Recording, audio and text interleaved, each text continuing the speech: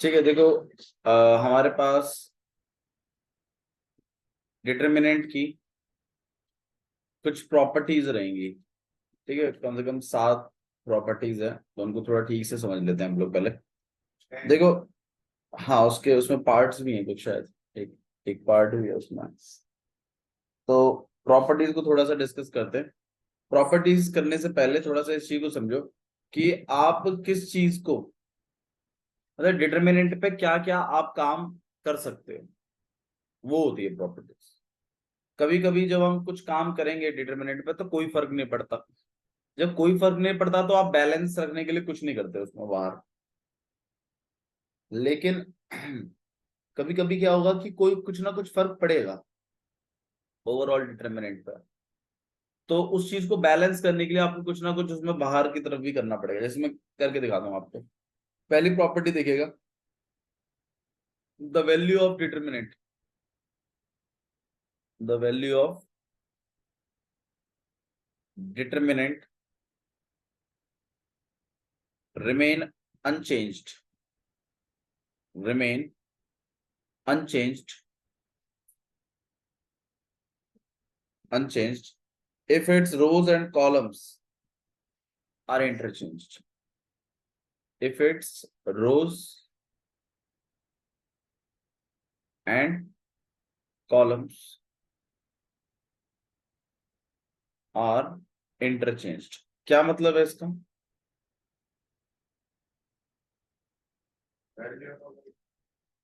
Determinant की value में कोई फर्क नहीं पड़ेगा।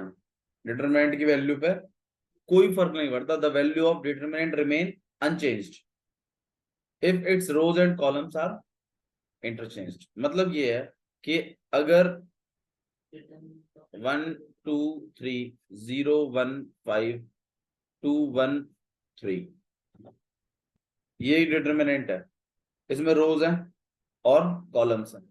तो अगर आप इसका डिटर्मिनेंट निकालते हो और अगर इसी डिटर्मिनेंट का ट्रांसपोज कर दो, मतलब रोज क्या बन जाए कॉलम्स, और कॉलम्स क्या बन जाए रोज, और तब अगर आप डिटर्मिनेंट निकालो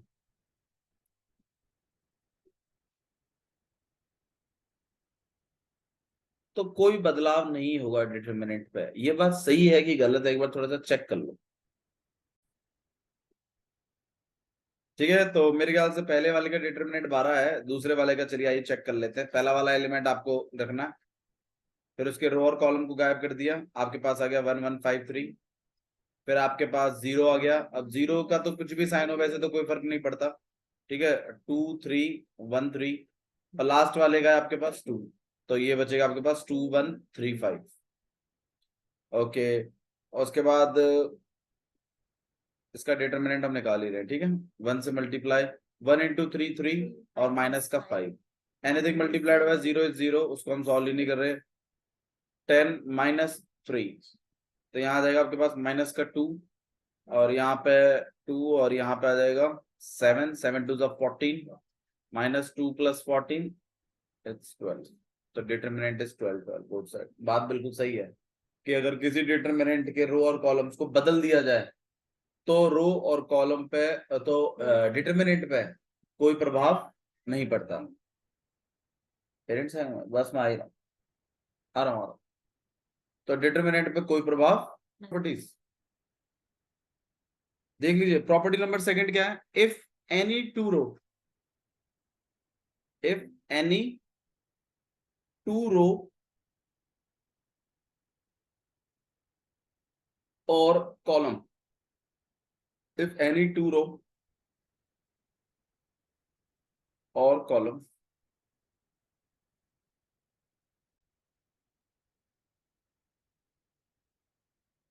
ठीक है, इफ एनी टू रो और column of determinant of determinant are interchanged, are interchanged, तो किस चीज पर फर्क पड़ता है? Then sign of determinant, sign of determinant changes. मतलब क्या है इसका कि अगर, हाँ जी, अभी अभी हम लोगों ने एक डिटरमिनेंट लिखा है ना, कौन सा है वो बताओ ना थोड़ा सा मेरे को, स्टार्टिंग वाला बताओ। 1 2 3 0 1 5 2 1 3, ये एक डिटरमिनेंट हम जानते हैं इसका कितना पड़ता है 12, ये हमें पता ही ऑलरेडी, इसको बार बार निकालने की जरूरत नहीं है। अब आप क्या करिए, दो रोज को आपस में इंटरचेंज कर दीजिए, कोई सी भी हो, पहली दूसरी हो, पहली तीसरी हो, ठीक है, या पहला कॉलम तीसरा कॉलम हो, कोई एक इंटरचेंज कर दो। आइए इंटरचेंज बताओ, कौन सा वाला कर रहे हो, पहली दूसरी या फिर पहली तीसरी? पहली दूसरी, ठीक है, तो मतलब 0 1 5 1 2 3 और 2 1 3। तो मेरे ख्याल से इसका डिटरमिनेंट जो आना चाहिए वो माइनस का 12 आना चाहिए हिसाब से, प्रॉपर्टी के हिसाब से। इफ एनी टू रोज और columns of determinant are interchange, अगर कोई भी दो रोज अगर आपस में इंटरचेंज होती हैं या दो कॉलम्स आपस में इंटरचेंज होते हैं, तो डिटरमिनेंट का साइन चेंज हो जाता है, वैल्यू चेंज नहीं होती, साइन चेंज होता है। अब इस वाले का डिटरमिनेंट निकालते हैं, ये तो ये तो 0 ही रहेगा भाई, पहले वाले का तो मेरे ख्याल से करने की जरूरत भी नहीं है, 2 3 1 3 है। दूसरे वाले का करने की जरूरत पड़ेगी, -1 कितना आ जाएगा, 1 2 3 3। और तीसरा वाला जो है वो 5 है, और ये आ जाएगा 1 2 2 1। तो 0 से मल्टीप्लाई करेंगे तो कोई फर्क नहीं पड़ता, ये तो 0 ही रहेगा। हाँ भाई, 1 × 3 3 और माइनस का 6, यहाँ पे आपके पास 5 है, 1 और माइनस का, तो यहाँ पे -1 माइनस का 3, यहाँ 5 और माइनस का 3। हाँ भाई, कितना हो जाएगा ये आपके पास, प्लस का 3 और मेरे ख्याल से माइनस का 15 and that will be minus का, मतलब डिटरमिनेंट पे फर्क पड़ता है कब, जब दो रोज आपस में इंटरचेंज हो जाती हैं। अच्छा, अगर इतना फर्क पड़ रहा है तो अब थोड़ी सी खुद ही थोड़ा सोचिए, एक बार चेंज करोगे तो साइन चेंज होता है, और अगर जैसे चेंज, मतलब मैं एक बार और चेंज कर दूं तो दोबारा साइन चेंज हो जाना चाहिए, फिर ये प्लस का ही बन जाना चाहिए। मतलब अगर दो इंटरचेंज कर दिए अगर आपने रोज में, तो इसका मतलब है कि आपका जो साइन है उसमें कोई फर्क नहीं पड़ेगा, ठीक है। देखो प्रॉपर्टीज ऐसी होंगी आपके पास कि कभी कभी ना आपको यहाँ पर कुछ लिखा होगा, कोई डिटरमिनेंट ए बी सी, ठीक है, और यहाँ पे बी माइनस सी ए और ए सी बी ऐसे करके, और यहाँ पर कुछ ना कुछ प्रूफ होगा ऐसे करके, ऐसे यहाँ पे लिखा होगा ए माइनस बी लाओ, ए प्लस बी लाओ और बी माइनस सी लाओ, ऐसे करके कुछ करो। तो इससे ये बनाना है, तो अब उसके लिए आप क्या करोगे, आप पहली प्रॉपर्टी जो हमने सीखी थी वो ये थी कि हम इसके रोज और कॉलम्स को कंप्लीटली बदल सकते हैं, है ना, और हमें कोई भी बदलाव बैलेंस के लिए नहीं करने की जरूरत है, क्योंकि कुछ बदलेगा ही नहीं भाई। मैं इस डिटरमिनेंट की वैल्यू है यहाँ पे, तो अगर मैं इसके रोज कॉलम को बदलूं तो डिटरमिनेंट पे कोई फर्क पड़ रहा है क्या? अरे बोलो, कोई फर्क पड़ रहा है क्या? कोई फर्क नहीं पड़ रहा। तो आप यहाँ पे क्या कर दोगे कि मतलब आप चाहो तो ये कर सकते हो, ए बी ए, ठीक है, बी माइनस सी सी, और आपके पास सी ए बी, और आपको बाहर कुछ भी लिखने की जरूरत नहीं है। क्यों? क्योंकि इंटरचेंज करने से कोई भी डिटरमिनेंट पे प्रभाव नहीं पड़ता। बट कल को अगर आप बोलो कि ना मैं तो ये रो को एक्सचेंज करूंगा, फिर आप यहाँ पे लिखो कि भाई मैं तो रो 1 को एक्सचेंज कर रहा हूँ किसके साथ, रो 3 के साथ, अगले ऑपरेशन में ये लिखना पड़ता है नीचे उससे पहले कि मैं R1 को एक्सचेंज कर रहा हूँ किसके साथ, R3 के साथ। तो अगर आप ऐसा करते हैं तो कर लीजिए भाई, ए बी ए नीचे आ जाएगा और आपका सी ए बी ऊपर आ जाएगा, और यहाँ पे बी माइनस सी और सी रहेगा। लेकिन आपको बाहर क्या लगाना पड़ेगा, माइनस। ये बाहर माइनस क्यों लगाया है मैंने,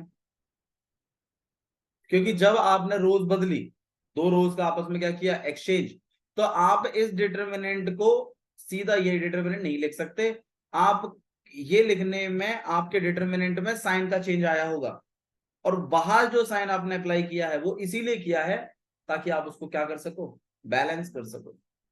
क्योंकि देखो भाई, मैं यहाँ पे मान लो इसका डिटरमिनेंट 5 आ रहा था, अब जब मैंने बदल दिया तो अब डिटरमिनेंट कितना आएगा, -5 आएगा। तो मैं बाहर जानबूझ के क्या लगाऊंगा, माइनस, जिससे मेरा ओवरऑल क्या आए, प्लस। क्योंकि मैथ्स तो ये कहती है ना, आप बदल तो सकते हो, उसकी जगह उसको लिख सकते हो, लेकिन वैल्यूज हमेशा कैसी होनी चाहिए, सेम। जैसे मान लीजिए आज यहाँ 5 लिखा है, मैं कल को चाहूं तो इसको 90 माइनस 85 लिख सकता हूँ, या फिर मैं इसको कहीं ना कहीं 6 माइनस 1 भी लिख सकता हूँ, मेरी रिक्वायरमेंट के हिसाब से। तो इसके डिटरमिनेंट की जो वैल्यू होगी वही वैल्यू आनी चाहिए चेंज करने के बाद। तो उस चीज को बैलेंस रखने के लिए हम बाहर क्या लगा देते हैं, माइनस। बहुत बच्चों को पता नहीं होता है बाहर क्यों माइनस लगा दिया। बाहर इसलिए माइनस लगा दिया क्योंकि जब तुमने रो बदली तो डिटरमिनेंट का साइन अब बदल चुका है, लेकिन वही साइन रखने के लिए आप बाहर क्या अप्लाई कर रहे हैं, माइनस, जिससे आपके साइन पर कोई प्रभाव ना पड़े और आप उसी जगह उसको लिख पाओ। ठीक है, समझ में आया। तो आपकी दो प्रॉपर्टी सिखा दी है। ज्योति, पहली प्रॉपर्टी क्या कहती है कि if rows and columns are interchange then there will be no effect या no change on the determinant. ठीक है, या value of determinant remain unchanged. दूसरी प्रॉपर्टी कहती है कि इफ टू रोज और columns interchange then the value of then the sign of determinant changes. और उसी को बैलेंस करने के लिए हमने लिखा है उस चीज को। ठीक है, प्रॉपर्टी नंबर थर्ड देखिए, इफ एनी टू रोज और column of determinant are identical. ये प्रॉपर्टी हम यूज भी कर रहे हैं, ये अच्छी है प्रॉपर्टी, काफी काम आएगी। हाँ जी, इफ एनी टू रोज और columns of determinant are identical,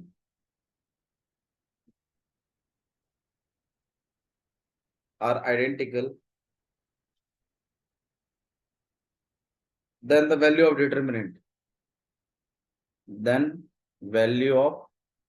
determinant is 0। ये है आपकी प्रॉपर्टी। क्या कहती है प्रॉपर्टी,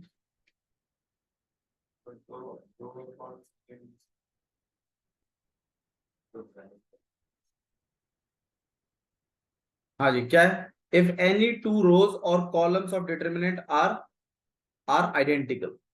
अगर कोई भी दो रो या दो कॉलम सेम है then the value of determinant is 0। तो डिटरमिनेंट की जो वैल्यू है वो कैसी रहेगी आपके पास, 0। मतलब है कि जैसे आपके पास ऐसा है मामला, यहाँ पे 1 2 3 लिख दिया आपने, ठीक है, 2 1 3 लिख दिया, और यहाँ पे 1 2 3 लिख दिया फिर से। तो आप गौर करिए, पहली रो और लास्ट वाली रो कैसी है, सेम है। तो आप इसका डिटरमिनेंट निकालोगे ना, तो इसका डिटरमिनेंट 0 आएगा। अच्छा है ना, मतलब जरूरत ही नहीं पड़ रही निकालने की। किसी तरीके से दो रोज या दो कॉलम्स को क्या कर दीजिए, आइडेंटिकल करवा दीजिए, बस आपका मामला बन जाएगा।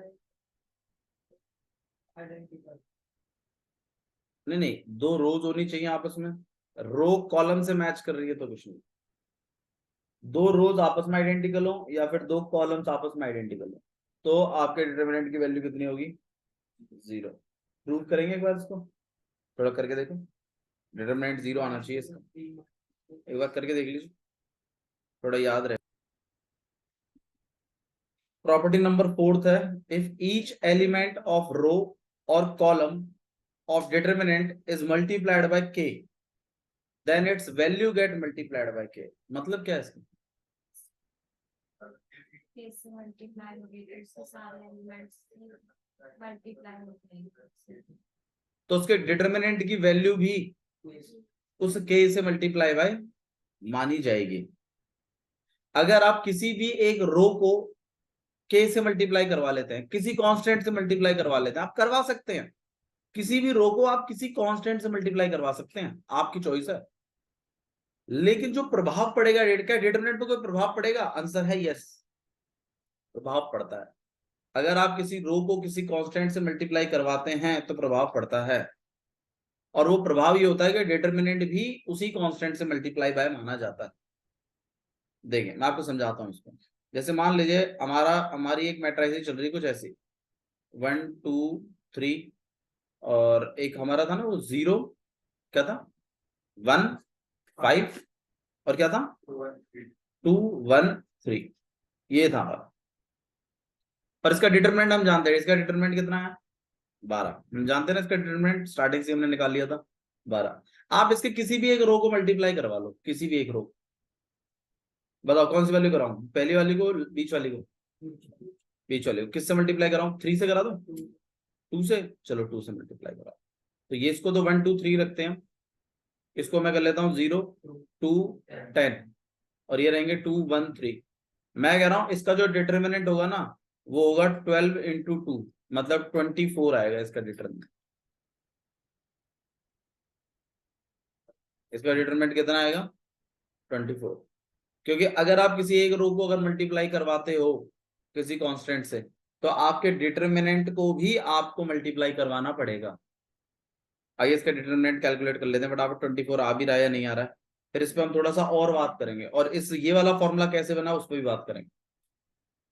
आइए इसको डिटरमिनेंट सॉल्व कर लेते हैं। 1 तो यहाँ पे 2 10 1 और 3, फिर -2, फिर यहाँ पे 0 10 2 और 3, फिर लास्ट में आपके पास क्या आ गया 3।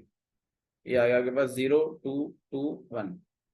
कितना हो गया 1 से मल्टीप्लाई किया 3 2 जा 6 माइनस का 10, यहाँ माइनस का 2, यहाँ पे 0 और माइनस का 20 और यहाँ पे 3 एंड दैट विल बी मेरे ख्याल से -4। यहाँ पे हो जाएगा आपके पास माइनस का 4, यहाँ पे आपके पास रहेगा प्लस का 40 और यहाँ पे रहेगा माइनस का 12।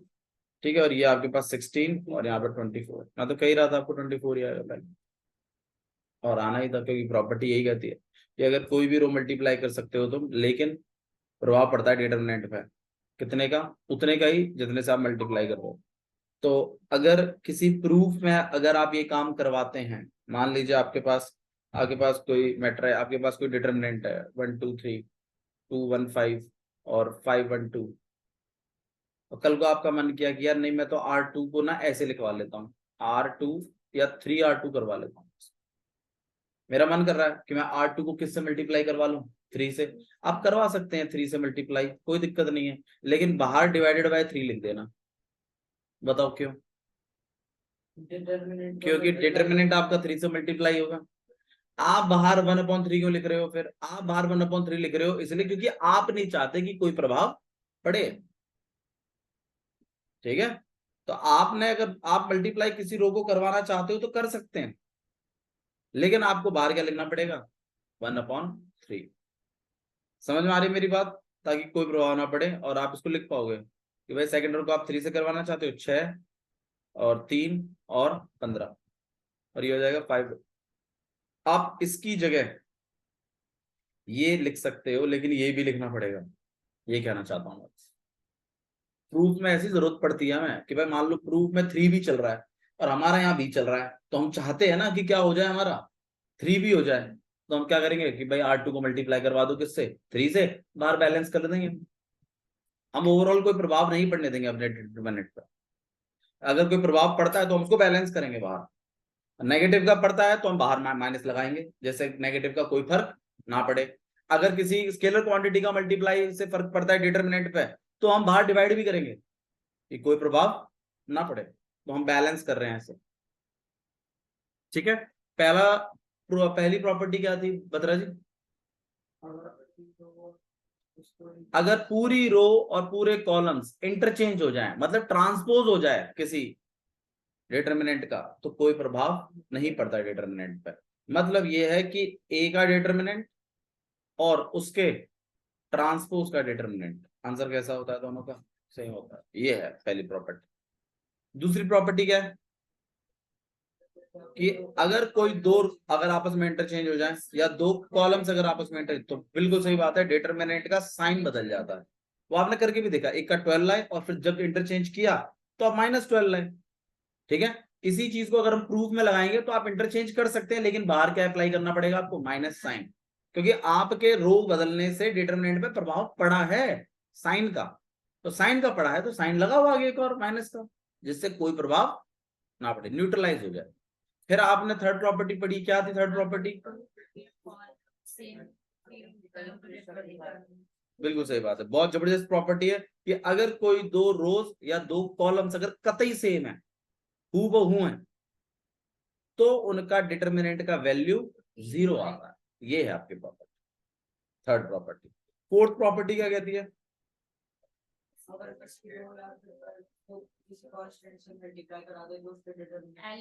तो उसके डिटर्मिनेंट को भी मल्टीप्लाई करवाना पड़ता है। बहुत सही है। अब आइए, अब हम देखते हैं हमारा वाला फॉर्मूला कैसे बनाता हूं, जो आप इतना सीख चुके हो। भाई मैं तो कह रहा हूं ये आपके पास डिटर्मिनेंट है, ठीक है, और यहाँ आपके पास लेट इट बी 1 2 3 था, यहाँ 0 1 5 था, और यहाँ पे कितना था, 2 1 3 था।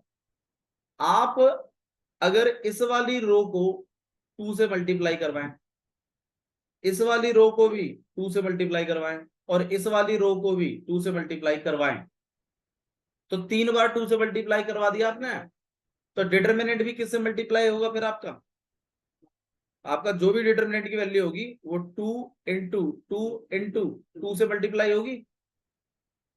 अरे सही कह रहा हूं मैं, गलत कह रहा हूं? मैं ये कह रहा हूं कि अगर आपने बोला कि एक रो को मल्टीप्लाई करवाते हो अगर आप किसी स्केलर क्वांटिटी से, तो डिटर्मिनेंट भी उसी से मल्टीप्लाई करवाना पड़ता है। ये तो कह रहे हो आप। तो अगर मेरे पास 3 रोज है, तो मुझे 3, मतलब मैं 3 बार अगर 2 से मल्टीप्लाई कराता हूं, तो मतलब डिटर्मिनेंट भी किससे मल्टीप्लाई हो जाएगा? 3 टाइम्स, तो मैं इसको 2 की पावर 3 लिख दूं। सही है। अच्छा, अगर मैं, अगर अब आप थोड़ा सा सोचिए, ए एक होता था, ए अगर ये है, थोड़ा सा सोचिएगा इसी बात को, तो 2a क्या होता था? हर एलिमेंट मल्टीप्लाई होता था ना, तो मतलब ये भी मल्टीप्लाई होगा 2 से, मतलब 2 4 6 0 2 10 और 4 2 6। सही है ना?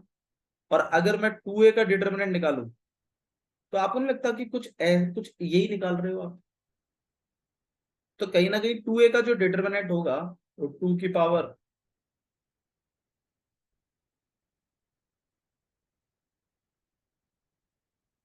सही है ना?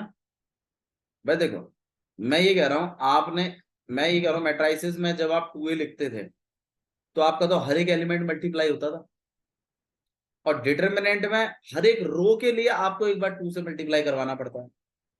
तो आप खुद सोचिए ना, 2a मैट्राइसिस का डिटर्मिनेंट निकालना कहीं ना कहीं हर रो को 2 से मल्टीप्लाई करने के समान ही तो है, और वो 2 से मल्टीप्लाई करना मतलब बाहर लिखना पड़ेगा।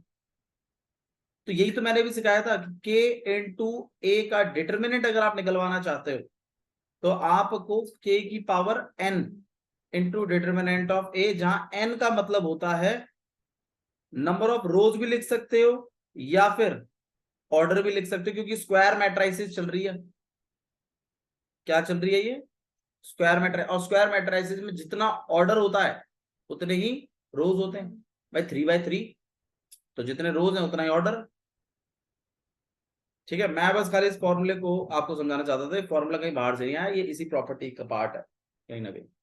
ठीक है, तो अगर आप किसी रो को मल्टीप्लाई करवाते हो, तो then you have to keep it balance. अच्छा सर, हम इसका मतलब डिटर्मिनेंट में हम अलग अलग रोज को अलग अलग नंबरों से मल्टीप्लाई करवा सकते हैं? मान लो हमारा मन कर रहा है इसको तो 2 से करा दें, इसको 3 से करा दें, और इसको 5 से करा दें, तो मैं कहूंगा बिल्कुल करवा सकते हैं। पहले वाले को 3 से करा दीजिए, दूसरे को 2 से करा दीजिए, तीसरे को 5 से करा दीजिए, लेकिन बैलेंस जरूर करा देना। करवा दो बेशक लो तुम, जो नौटंकी करनी है कर लो, लेकिन बैलेंस करवा दीजिएगा। मल्टीप्लाई कराया जा सकता है डिटर्मिनेंट में किसी भी रो को, कुछ प्लस नहीं करा सकते आप डिटर्मिनेंट में, मतलब वैल्यू रो में।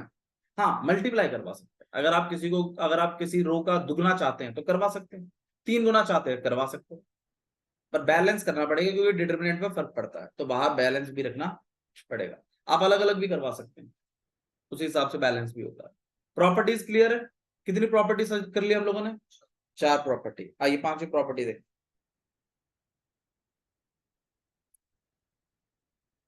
अच्छा, यही प्रॉपर्टी के कुछ थोड़े से एडिशनल फीचर्स भी हैं, उन पर भी काम कर लेते हैं। आप इवन कांस्टेंट भी निकाल सकते हैं बाहर। मान लीजिए कोई रो है आपको, जैसे यहाँ पे 2 है, यहाँ 2 है, यहाँ 5 है, या यहाँ 6 है, यहाँ 3 है, यहाँ 2 है, यहाँ 5 है, यहाँ 7 है, यहाँ 8 है, यहाँ 1 है।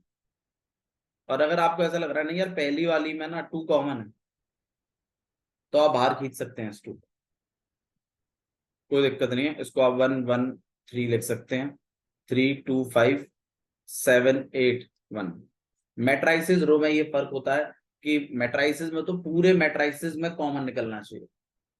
डिटरमिनेंट में आप किसी पर्टिकुलर रो में अगर आप कुछ कॉमन देखते हैं तो आप बाहर निकाल सकते हैं इसको without any effect on determinant. Common निकाल लिया बाहर, ठीक है। और अगर आपके पास बाहर कोई नंबर लिखा हुआ है और अगर आप डिटरमिनेंट में मल्टीप्लाई करवाना चाहते हैं तो ध्यान रखिएगा किसी एक ही रो से होगा, चाहे किसी से भी करवा लो। समझ आया? इसका मतलब ये नहीं है कि आप पूरे रो किसी सबसे मल्टीप्लाई करवा दोगे, नहीं। तो कॉमन जैसे तीनों में मतलब एक ही उसमें से खिंचता है, तो मल्टीप्लाई भी एक ही में होता है। ठीक है, क्लियर है? चलिए ठीक है, नेक्स्ट प्रॉपर्टी देख रहे हैं। अच्छा, एक चीज और भी है कि बिल्कुल आइडेंटिकल होने से भी बात बन जाएगी, और अगर रेशो भी बराबर है ना तो भी बात बन जाएगी जीरो वाली। मतलब ये है कि जैसे यहाँ पे 2 4 6 है, और अगर मैंने यहाँ लिखा है ये और यहाँ 2 और यहाँ 3 और यहाँ पे 4 5 7, तो आप थोड़ा सा गौर करिए रेशियो क्या चल रहा है, 2:1। यहाँ रेशियो कितना चल रहा है और यहाँ पे भी रेशियो कितना चल रहा है। तो अगर दो इनके रेशियोज भी सेम होते हैं तो भी डिटरमिनेंट कितना आता है, 0। बोलो भैया रेशियो तक ध्यान रखना पड़ेगा। देखो रेशियो ध्यान रखने की जरूरत नहीं, अगर आप इस बात को समझते हो इनमें से क्या कॉमन निकल सकता है तो निकाल लीजिए बात, कितना आ जाएगा ये। अब आपको दिखना चाहिए फिर, रेशियो तो बस एक परत होती है, थोड़ा सा सिंप्लीफाई हो जाए तो क्लियर दिखता है नंबर। तो अगर आप कॉमन निकालने की एबिलिटी है आपके अंदर, चलेगा।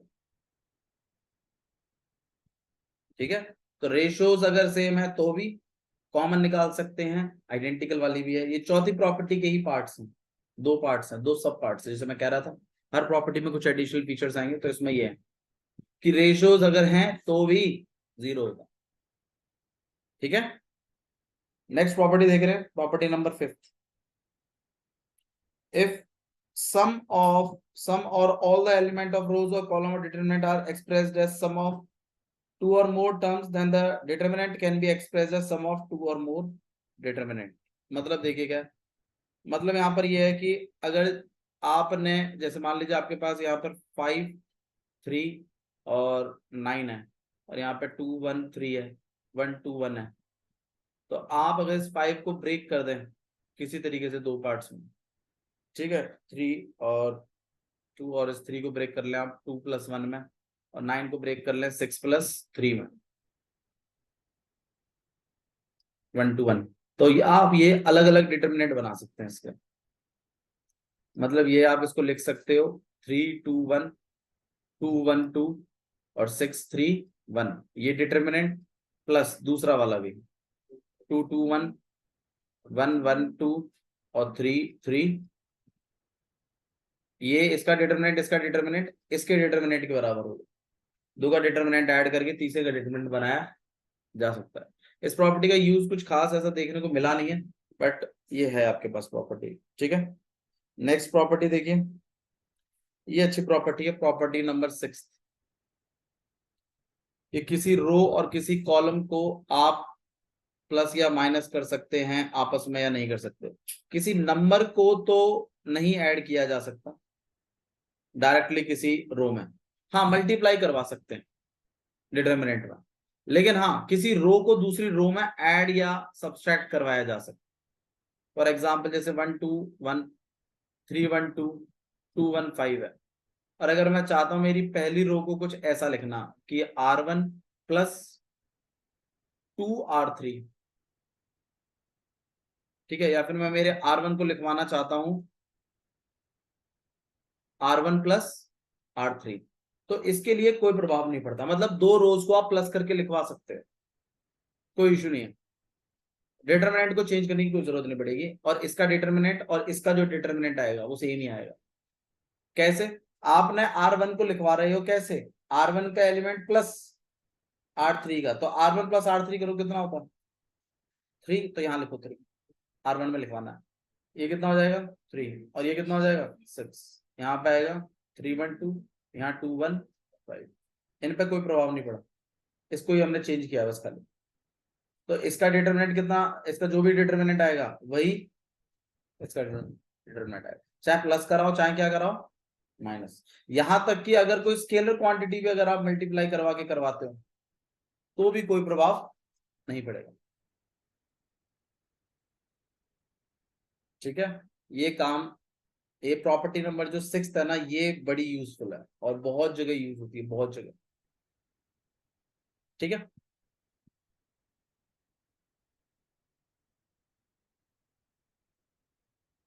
चिंता मत करिए, जब ऑपरेशंस लगाएंगे तो ज्यादा अच्छे से समझ पाएंगे ना। बस 6 ही प्रॉपर्टीज है आपके पास, और यही 6 प्रॉपर्टीज आपको यूज करनी है। पहली प्रॉपर्टी क्या थी, रोज और कॉलम्स को चेंज किया जाए तो कोई प्रभाव नहीं पड़ता। दूसरी प्रॉपर्टी क्या है,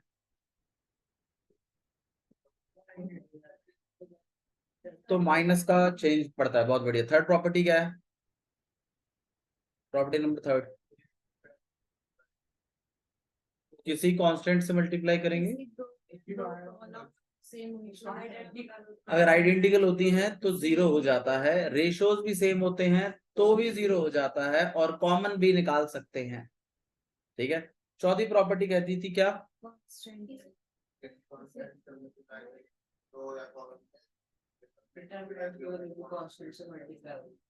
हाँ जी बिल्कुल सही बात है। Next property,